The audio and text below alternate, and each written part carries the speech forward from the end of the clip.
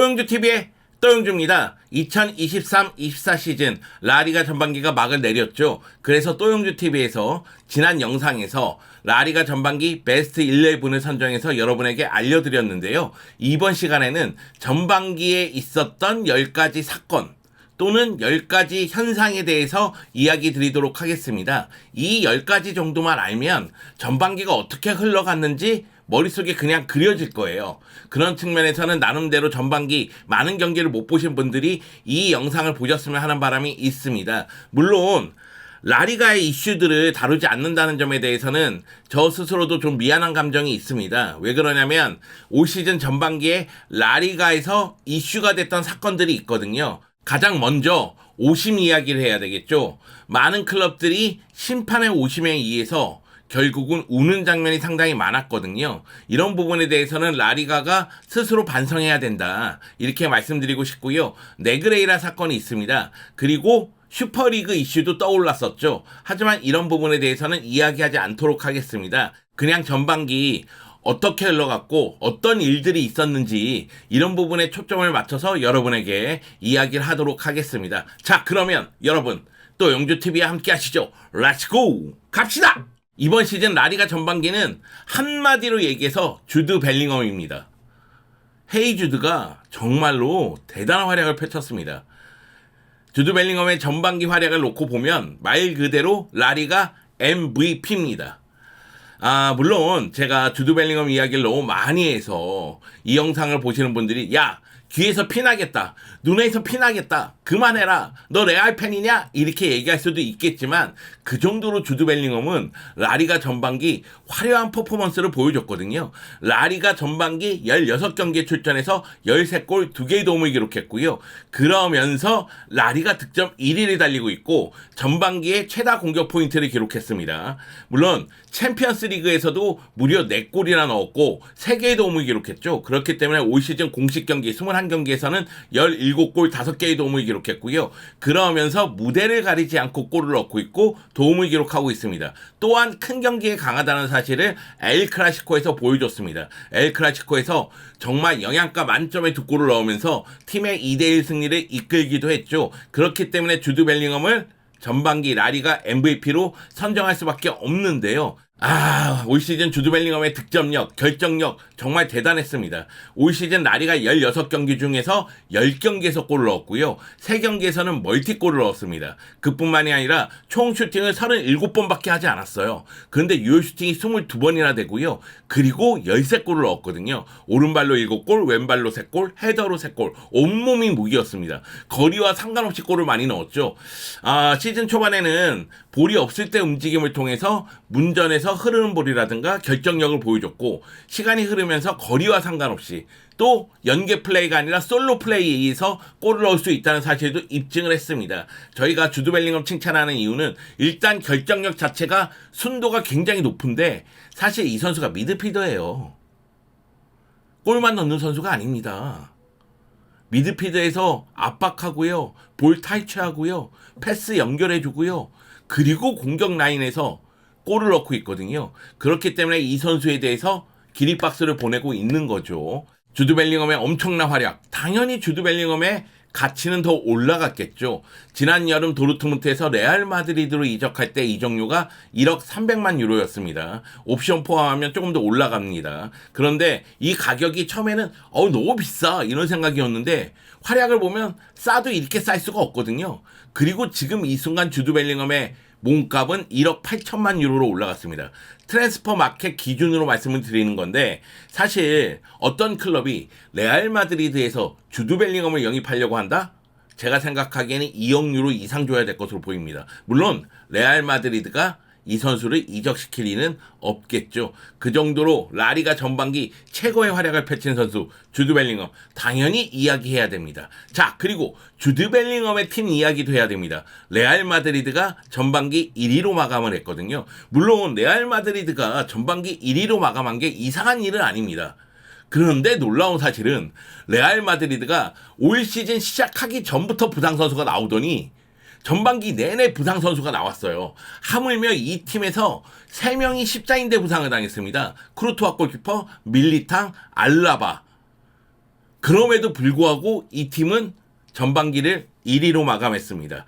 14승 3무 1패를 기록했죠. 1패는 마드리드 더비 패배입니다. 그 패배 이후 바로 팀을 추스리면서 또다시 무패 행진을 이어나가고 있는 모습이고요. 그리고 올 시즌 11골밖에 실점하지 않으면서 최소 실점을 기록했습니다. 이거 놀라운 기록이에요.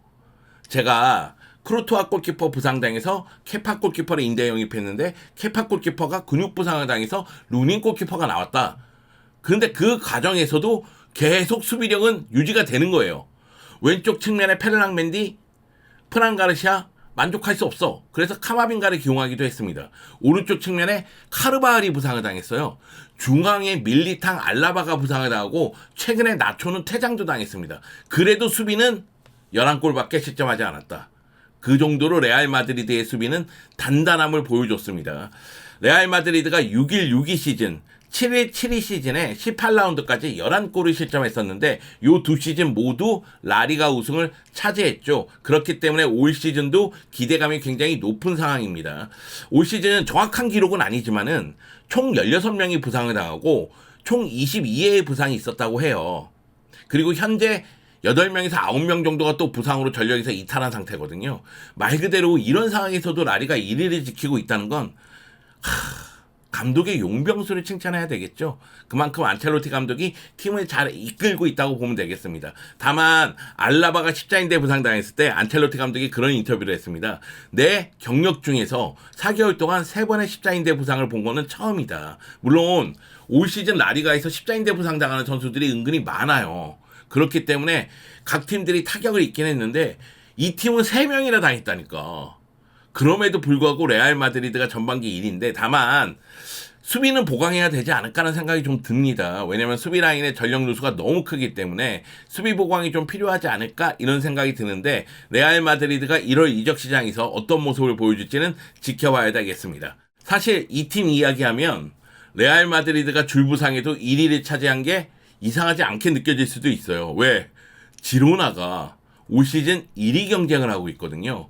지로나가 우승 후보로 부상했다는 얘기입니다. 시즌 초반에는 돌풍이구나. 근데 지금은 태풍이 됐습니다.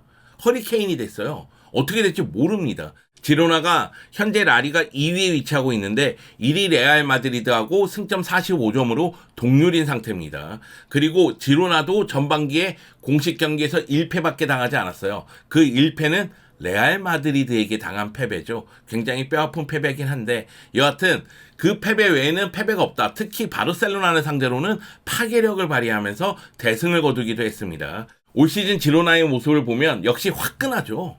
경기 보고 있으면 너무나 재미납니다. 진짜 보고 있으면 재미난다, 신난다, 흥이 난다 이런 느낌이에요. 지로나의 공격수들이 미쳐 날뛰거든요.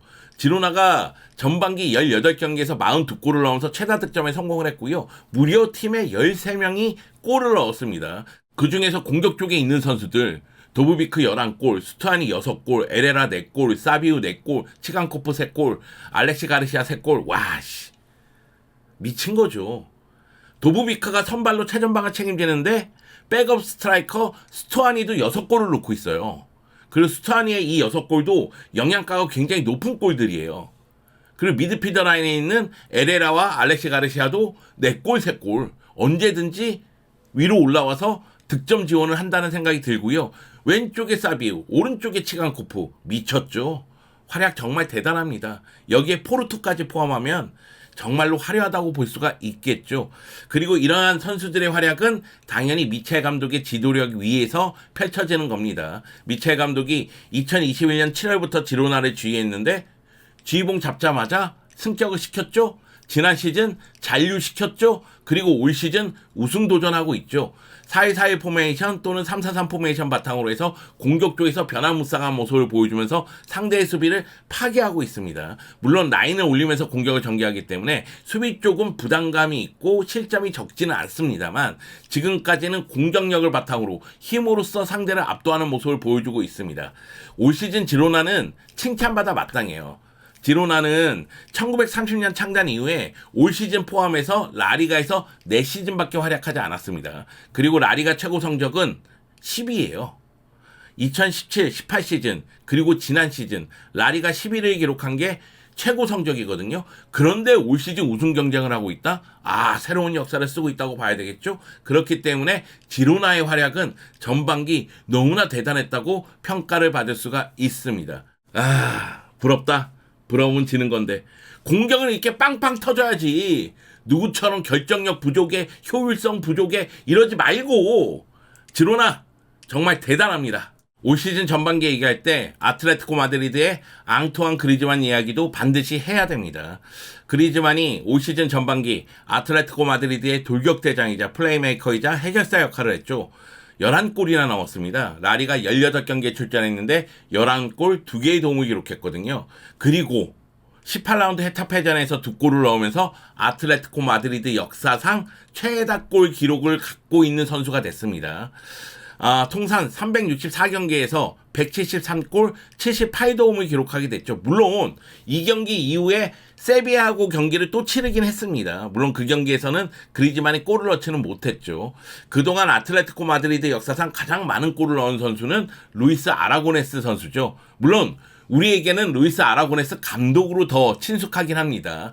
루이스 아라고네스 선수이자 감독은 아틀레티코 마드리드 역사에서 반드시 언급해야 되는 리더 중에 리더죠. 그런데 아라고네스가 선수 시절에 368경기 소화하면서 173골, 그러면서 아틀레티코 마드리드 역사상 최다골 기록을 보유하고 있었거든요. 그런데 그리즈만이 173골을 넣으면서 루이스 아라고네스와 어깨를 나란히 하게 된 겁니다. 아마 내년 초반에 그리즈만이 이 기록까지 깨면서 자신의 이름만 최다 득점 최상단에 남기지 않을까라는 생각이 좀 드네요. 앙투안 그리즈만 173골을 좀 돌아보면 라리가에서 123골, 챔피언스리그에서 31골, 유로파리그에서 6골, 코파델레에서 13골을 얻었고요. 그리고 앙투안 그리즈만이 상대한 팀이 65팀이라고 해요. 그 중에 57팀을 상대로 골을 넣었습니다. 87.69%니까 진짜 높네요. 8팀을 상대로만 골을 못 넣었지 나머지 팀을 상대로 골을 넣었거든요. 이제 스페인 내에서는 32팀, 유럽에 가서 25팀을 상대로 골을 넣었다고 합니다. 그리즈만이 자신이 상대한 팀 중에서 8팀만을 상대로 골을 넣지 못했는데 물론 이제 코파델레에서 만난 하브리그 팀, 그런 팀을 상대로도 골을 못 넣긴 했지만 챔피언스 리그에서 맨시티라든가 맨유라든가 벤피카라든가 이런 팀을 상대로 골을 못 넣었거든요. 그 부분이 좀 아쉬움이 남습니다만 그리즈만의 기록은 정말 대단하다. 그리즈만 축하한다. 아틀레티코 마드리드 이야기를 좀 덧붙이자면 아틀레티코 마드리드가 경기력에 비해서 결과가 좀 안 좋았다는 생각이 들어요. 전반기에만 4패를 당했으니까요. 발렌시아, 라스팔마스, 바르셀로나, 빌바오를 상대로 패배했는데 좀 아쉬움이 남습니다. 후반기에 아틀레티코 마드리드가 힘을 좀 더 발휘해 준다면 우승 경쟁은 더 뜨거워질 것으로 예상이 됩니다. 지금 내가 누굴 걱정하냐. 바르셀로나가 정신을 차려야죠. 네, 차비 감독 걱정됩니다. 바르셀로나 전반기 부진에 대해서 얘기할 때 반드시 나오는 단어가 공격의 효율성, 그러니까 결정력 문제예요. 그렇기 때문에 바르셀로나의 전반기를 얘기할 때는 레반도프스키를 얘기해야 됩니다. 로베르트 레반도프스키가 지난 시즌 23골로 라리가 득점왕이었거든요. 근데 올 시즌 라리가 16경기에서 8골 4개의 도움밖에 하지 못했어요. 레반도프스키가 올 시즌 경기당 득점이 0.56골인데 경기당 XG값이 0.82골이에요. 즉 득점 기회에 비해서 골을 못 넣었다는 얘기입니다. 천하의 레반도프스키가 전반기에 부진했다는 얘기예요. 물론 부상도 있었지만은 아쉽죠. 아쉽습니다. 레반도프스키가 부진하면 당연히 바르셀로나의 경기력도 떨어질 수밖에 없습니다. 그나마 다행스러운 점은 빅토르 호케가 합류했다는 사실이죠. 12월 27일 바르셀로나에 도착해서 팀에 합류를 했고요. 12월 30일부터 훈련에 참여한다고 합니다. 그리고 1월 3일에 공식 발표가 날 것이고 1월 4일 라스팔마스전을 통해서 데뷔할 계획을 갖고 있다고 하더라고요. 빅토르 호케가 최전방에서 뛸지 측면에서 뛸지는 모르겠어요. 물론 최전방 자원입니다. 주로 최전방에서 뛰는 스트라이커예요. 그런데 팀의 상황에 따라서는 측면을 배치할 수도 있으니까요. 상황을 조금 더 지켜봐야 되겠고요. 빅토르 호케가 라리가에 빠르게 적응하면서 빨리 골맛을 봤으면 하는 바람이 있습니다. 빅토르 호케의 기록을 살펴보면 크루제이로에서 16경기 동안 6골, 아틀레티코 파라나엔세에서 80경기 동안 28골을 넣었거든요. 득점력은 충분히 있는 선수니까요. 바르셀로나의 최전방에 그리고 공격에 새로운 활기를 불어넣었으면 하는 바람이 있습니다. 빅터 로케 같은 경우에도 최근 인터뷰를 보니까 내 인생에서 일어난 모든 일에 매우 만족한다. 꿈이 이루어졌다. 바르셀로나와 함께 최대한 많은 것을 배우고 즐기려고 노력할 것이다. 이런 이야기를 했어요. 바르셀로나의 최전방에서 날개를 활짝 펴고 활활 날아올라라. 빅터 로케 어흥. 여러분 생각은 잘 모르겠지만 저는 개인적으로 전반기에 빌바오가 너무나 위력적이었어요. 그리고 빌바오의 결정력이 너무 무서웠습니다. 빌바오가 구르제타가 최전방을 책임지면서 이냐키를 오른쪽 측면으로 돌릴 수 있게 됐거든요. 근데 구르제타가 올 시즌 전반기 라리가 18경기에서 8골 1개의 도움을 기록하면서 최전방에서 해결사 역할을 하고 있는데, 오른쪽에 이냐키 윌리엄스가 라리가 18경기에서 8골 3개의 도움을 기록하면서 득점력을 과시하고 있습니다. 그리고 왼쪽에 니코 윌리엄스 같은 경우에는 라리가 15경기에서 3골 5개의 도움을 기록하면서 도우미 역할을 톡톡히 하고 있죠. 올 시즌 빌바오의 공격이 무서운 이유는 구르제타가 최전방에서 해결사 역할을 하는 가운데 오른쪽에 이냐키 윌리엄스는 박스 안쪽으로 직접적으로 타격을 하고요. 니코는 직선적으로 움직이면서 크로스라든가 컷백을 통해서 도움을 많이 기록하고 있기 때문이거든요. 이냐키 윌리엄스 올 시즌 기록 보면은 경기당 득점이 0.46골, 경기당 슈팅이 3.1회, 유효 슈팅이 1.66회. 그러면서 계속해서 최전방 쪽으로 움직이면서 득점포를 가동하고 있습니다. 반면에 니코의 기록을 보면은 경기당 득점은 0.23골밖에 되지 않지만 패스 성공률이 80%고요. 기회 창출을 경기당 2.48회나예요. 그리고 경기당 드리블 성공이 3.71회나 됩니다.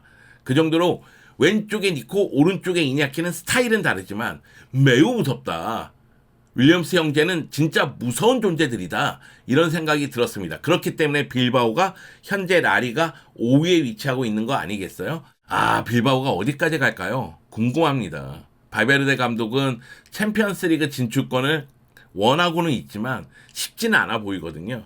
거기다가 소시에다드 베티스의 추격도 만만치가 않습니다. 과연 빌바오가 올 시즌 어떤 순위로 마감할지 지켜봐야 되겠습니다. 헤타페의 약진도 이야기해야 됩니다. 올 시즌 라리가 순위를 보면은 놀라운 사실이 헤타페가 8위, 라스팔마스가 9위에 위치하고 있다는 사실이고요. 그리고 비아레알이 13위, 세비야가 15위에 있다는 사실이에요.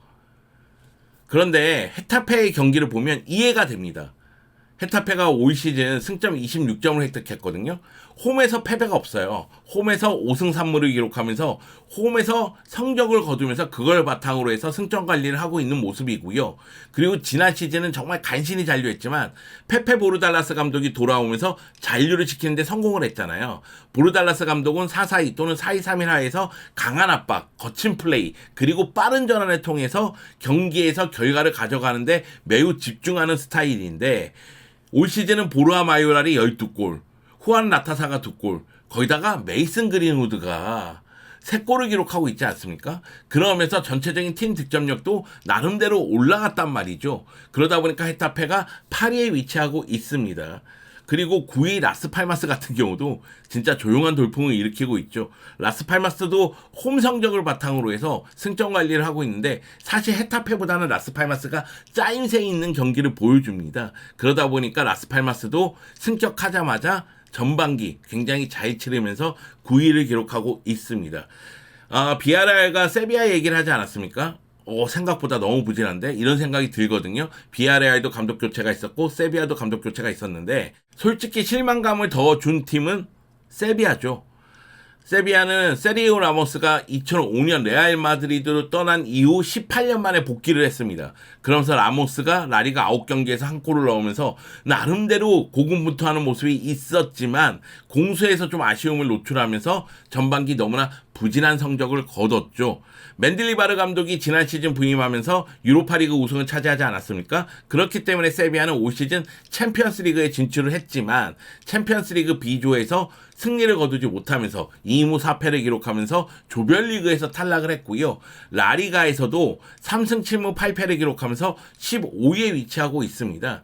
10월에 맨들리바르 감독이 경질이 됐고 12월에 디에고 알론소 감독이 경질이 됐습니다. 그러면서 12월에 키케 플로레스 감독이 부임을 했는데요. 키케 플로레스 감독이 부임하고 하루 만에 그라나다를 상대로 3대 0으로 승리를 거두긴 했지만 그 이후 수년됐던 경기 아틀레티코 마드리드를 상대로는 0대 1로 패배했어요.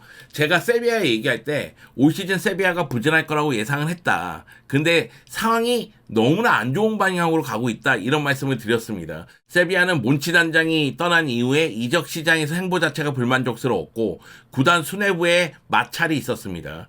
그 가운데 맨딜리바르 감독이 성적을 내지 못하면서 빠르게 경질이 됐거든요. 그리고 선택한 감독이 유럽 경험이 없는, 라리가 경험이 없는 디에고 알론소 감독이란 말이에요. 물론 디에고 알론소 감독이 2승 5무 7패를 기록했습니다. 그런데 2승은 코파델레이에서 기록한 거고요.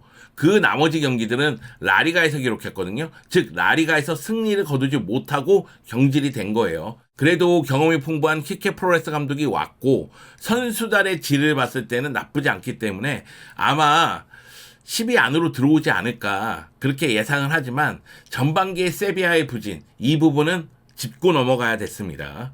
또영주TV 시청자라면 알고 계시겠지만 저는 이아고 아스파스를 굉장히 높게 평가하는 사람이에요. 이아고 아스파스가 리버풀에서는 실패를 했지만 셀타비고로 돌아온 이후로는 8시즌 연속으로 리그 두 자릿수 골을 넣었거든요. 지난 시즌에도 리그에서 12골을 넣었죠. 그러면서 해결사 역할을 톡톡히 했는데 올 시즌 묘하게 부진해. 이건 부진하다고 얘기해야 되나? 경기력이 나쁜 건 아니에요. 아스파스는 아스파스 하고 있어요. 근데 골수가 너무 부족하단 말이죠. 올 시즌 라리가 17경기 출전했는데 한 골 4개의 도움을 기록했습니다. 자, 경기당 득점이 0.07골인데 경기당 XG값이 0.39골이거든요. 그 얘기는 아스파스가 득점 기회를 놓치고 있다는 이야기죠. 경기당 슈팅을 3.25회, 이 슈팅을 1.06회나 하는데 한 골에 멈춰 있다는 것 자체가 좀 묘하지 않나요? 나만 묘한가? 이게 참 이상해. 아스파스는 잘하고 있거든. 슈팅 숫자도 적은 게 아니에요. 그런데 결정적인 기회에서 골을 넣지 못하거나 골을 넣으면 VAR로 취소되거나 이런 일이 지금 벌어지니까. 그러니까 당연히 셀타비고의 성적이 안 좋죠. 셀타비고가 현재 승점 13점으로 라리가 18위에 머물고 있습니다. 셀타비고가 올 시즌 득점기회 창출을 정말 많이 했거든요. 그럼에도 불구하고 18골밖에 못 넣으면서 라리가 18위에 머물고 있고요. 셀타비고는 올 시즌 야심차게 시작했어요. 라파엘 베니테스 감독을 임명시키면서 무언가 도약해보자는 의지를 갖고 시작을 했는데 베니테스 감독 밑에서 너무 부진하거든요. 일부 언론들은 셀타비고가 베니테스 감독을 경질시키지 못할 것이다. 위약금이 엄청 세다. 이런 이야기를 하더라고요. 그러니까 라르센이 7골 넣고 두비카스가 3골을 넣었는데 아스파스가 1골이라니. 이게 이해가 안 가는 거죠. 물론 후반기에 아스파스가 또 아스파스 하면 그러면 또 두 자릿수 골을 넣을 수도 있습니다. 아스파스는 무시할 수가 없어요. 그렇기 때문에 올 시즌 아스파스의 이 미스테리한 결정력 이게 이제 해결이 되면서 후반기에 아스파스가 골을 넣는다면은 그럼 셀타비고는 잔류할 수 있는 위치까지 올라오겠죠. 여하튼 전반기에 아스파스가 제 역할을 못하면서 아니 제 역할을 못했다고 얘기해야 되나 도움을 4개나 했는데 골을 많이 넣지 못하면서 과거에 해결사의 면모를 과시했던 모습을 좀 상실하면서 셀타비고가 부진했다. 요 이야기를 드리는 겁니다. 자, 마지막 이야기는 바로 알메리아 이야기입니다. 알메리아가 전반기에 승리가 없어요. 당연히 라리가 최하위에 머물고 있습니다. 전반기 18경기 펼쳤는데 5무 13패고요. 19골을 넣었는데 42골을 실점했습니다. 수비 어쩔겨. 심각합니다. 비센테 모레노 감독이 9월에 경질됐거든요. 그리고 임시 감독을 거쳐서 10월에 가이즈카 가리타노 감독이 임명이 됐어요. 근데 가리타노 감독 밑에서도 승리를 거두지 못하고 있습니다. 유럽 5대 리그에서 아직까지 첫 승을 신고하지 못한 클럽은 알메리아가 유일합니다. 그리고 21세기 들어서 라리가 첫 18경기에서 승리를 거두지 못한 세 번째 클럽이 됐는데요. 2021-22 시즌 레반떼 그리고 지난 시즌 엘체가 초반 18경기에서 승리를 거두지 못했죠. 이 팀들은 20라운드가 돼서야 첫 승을 신고했습니다. 그리고 이 팀들은 바로 그 시즌에 장렬히 전사했죠. 네, 강등당했습니다. 그래서 알메리아가 올 시즌 강등당할 가능성이 매우 크긴 합니다. 17위 카디스하고 승점 10점 차니까요. 이것을 극복하긴 한 전반기 모습을 봤을 때는 어려울 듯 보이거든요. 다만 후반기 무언가 터닝 포인트를 마련하면 이야기가 달라질 수 있으니까요. 알메리아가 생존할 수 있을지 지켜봐야 되겠습니다. 자, 지금까지 이번 시즌 라리가 전반기 결산을 좀 해봤습니다. 10가지 이야기를 통해서 라리가의 상위권은 이렇고 하위권은 이렇고 누가 잘했고 누가 못했고 이런 이야기를 드렸습니다. 다음 주 라리가 19라운드로 후반기가 시작이 되죠. 그러면 저는 이제 쿠팡 플레이에서 해설도 하고 또용주 TV를 통해서 라리가 이야기를 또 전해드릴 텐데 후반기에는 이슈가 좀 더 많고 스타가 또 많이 부상하고 재미난 경기가 많았으면 좋겠습니다. 제가 최근에 바르셀로나 경기를 집중해서 봐서 그런가. 자, 라리가 후반기 많은 관심 부탁드리도록 하겠습니다. 쿠팡 플레이에서 생중계하니까 꼭 시청해 주시기 바라겠고요. 또용주 TV에서 경기 후에 어떤 이야기가 있었는지도 확인해 주시기 바라겠습니다. 그러면 다음 시간에 뵙죠. 빠밤. 야, 마무리가 너무 생뚱맞다.